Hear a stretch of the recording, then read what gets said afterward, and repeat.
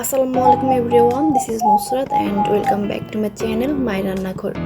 আর ডাল সবজি থাকছে আমার আজকের রেসিপিতে। রুটি পরোটার সাথে খাওয়ার জন্য এই ডাল সবজিটা বেস্ট। তো চলুন দেখে নেওয়া যাক সম্পূর্ণ রেসিপি।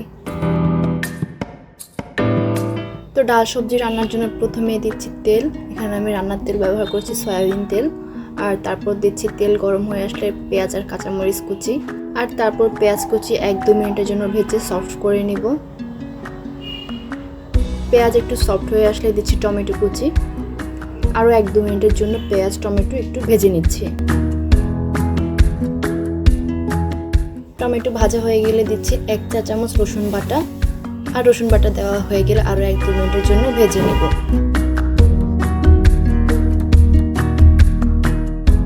রসুন ভাজা হয়ে গেলে দিচ্ছি সামান্য পরিমাণ পানি, এতে করে মশলা দেওয়ার পরবর্তীতে মশলাটা পুড়ে যাবে না। তো পানি দিয়ে একটু মিশিয়ে নিচ্ছি।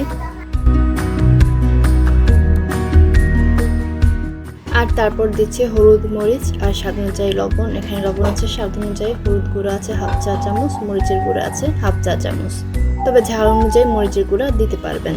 আর তারপর দিচ্ছি 1 কাপ মসুর ডাল। আর এই ডালটাকে আধা ঘন্টা ভিজিয়ে রেখেছিলাম পানিতে। আর ডাল দেওয়া হয়ে গেলে আরও কিছুক্ষণ ভেজে নিব।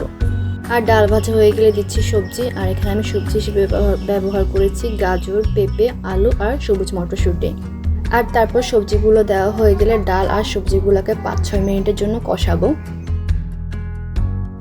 আর 5-6 মিনিট সবজিগুলোকে কষানোর পর রান্না হওয়ার জন্য দিচ্ছি পানি। এই পানিতে টোটাল রান্না হয়ে যাবে। যদি দেখেন সবজিগুলো সেদ্ধ হয়নি, সেক্ষেত্রে পানি আবার পরে দেওয়া যাবে। তো তারপর পানি দেওয়া হয়ে গেলে সবজি আর পানি একটু নেড়ে চেড়ে মিশিয়ে নিচ্ছি। তারপর বলক চলে আসলে চুলার আঁচ মিডিয়ামে রেখে এই সবজিগুলোকে রান্না করব। আর কিছুক্ষণ পর সবজিগুলো সেদ্ধ হয়ে আসলে দিচ্ছি 1 প্যাকেট ম্যাগি মশলা। আর তারপর দিচ্ছি পেঁয়াজ বেরেস্তা।